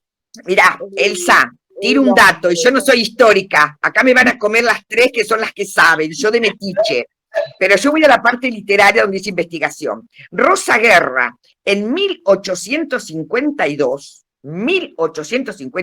Rosa Guerra, que era una mujer porteña, transgresora, crea la primer revista femenina que se llamaba Las Camelias, 1852, casi 53. Íntegramente conformado, todo su staff de la revista literaria Las Camelias, que después se convirtió de interés general, el staff estaba conformado íntegramente, la imprenta, digamos, íntegramente por mujeres porteñas. Inclusive había mujeres de color trabajando ahí, toda una osada, una transgresora. Ahí esa parte me encanta, chica, hagamos algo. Hagamos algo juntas. Ya no estamos, ya me prendí también con ustedes. Sí, porque ya nos recontra extendimos el horario. Ay, si sí. me permite, yo vuelvo a darle el espacio si algunos de los demás que están presenciando en la charla quieren de repente hacer una pregunta o hacer algún comentario, así ya le vamos dando cierre. Yo también me quedaría a vivir. Pero quiero decir algo. Está prendido. No, quiero decir algo a Sandra, que le gustan las letras.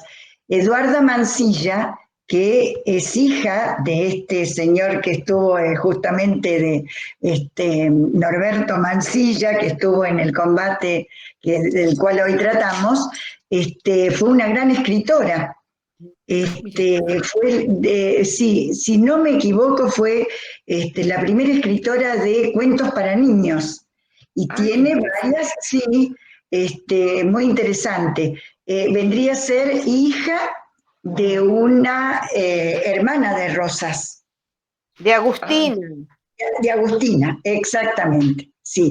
Y ella se había casado con un García, que, bueno, fue embajador y estuvo muchísimo en Estados Unidos y en Europa, y bueno, y se dedicó a escribir. Fue una evolucionada, podemos decir, para la época. Muy interesante. Nosotros en el taller que tenemos en la biblioteca, que ustedes conocen, conseguimos con Betty Calcaterra 2 novelas de ella. Bueno, una tengo yo y otra tiene Betty, así que si alguna vez les interesa algo de esta señora, claro, y relata en base a su vida en el campo y en distintos lugares que le tocó vivir, pero sobre todo en el campo nuestro, en el campo bonaerense. Muy interesante, Eduarda Mansilla. Claro, tenés razón, Elsa, hija de Agustina. Hija de Agustina. Agustina, con Mansilla, tenían el saladero acá. Claro. Y se lo habían comprado. Valeria, nos sacan de internet. Nos echan. Seguimos, nos echan de internet. Qué interesante. Bueno, sí, qué interesante. Además que hace tanto tiempo que no nos juntamos a hablar de historias, no las vemos tampoco, entonces uno aprovecha a exprimirlas. Pero bueno, de verdad, y bueno, y pidiéndoles disculpas por el corte, pero ya tenemos que cerrar. Yo les agradezco nuevamente de corazón, les agradezco a todos los que se conectaron. Ya tomé nota de los asistentes, así que les vamos a hacer llegar a todos el certificado de participación. Y de corazón, Aurelita, que usted siempre, desde el día 1 de mi formación, me está acompañando en todo, y creo que la llamé, nunca se asustó por la tecnología, un poquito capaz que sí, pero no dudó en aceptar la propuesta. Así que de corazón, muchas gracias. A Rafa, que también estuvo presenciando la charla, ha salido en una captura, las vamos a compartir a las capturas de distintos momentos de la charla, los vamos a publicar para que los vean, o se los pasamos. Y bueno, y reiterarle este agradecimiento a Elsa también. A vos, que lo hago todos los días. El primo de una forma pobre. Estoy a disposición tuya. Y gracias a todos. Gracias a todos por estar. Les mando un abrazo grande y bueno, espero que la próxima nos convoque desde la presencialidad y que no se corten de iniciativa. Dios quiera. Un beso muy grande a todos. Muchísimas gracias, Norma. Beso, Chau, Valen. chau.